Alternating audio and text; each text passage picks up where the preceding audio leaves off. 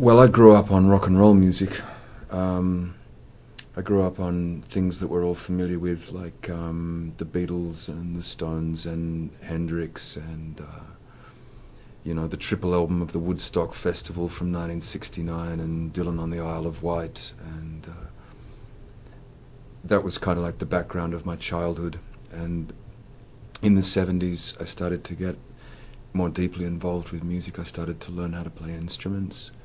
And I started to learn how to play songs, and I got more and more interested in experimental music, and I listened to a lot of things like Kraftwerk and Pink Floyd and this kind of stuff.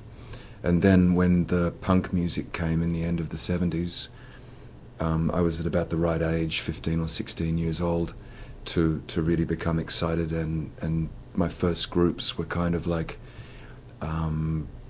punk bands mixed with experimental theatre and electronics, and me and a group of friends, we just threw all these ideas together. We were very much influenced by the Dada movement, anti-art and all this kind of thing, and so kind of that's where originally I came from.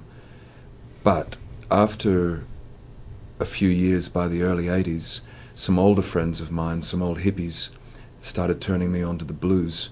So I started listening to Blind Willie Johnson for the first time, and Son House and John Lee Hooker and Lightning Hopkins and all these people. And when I heard that music for the first time, I thought that all the music I'd been doing myself up until that point was of no use to anybody, because this music had so much soul and it was so simple and it was so haunting, like a dream, like a recurring dream, that I had to find a way to get inside this music, to learn how to play it.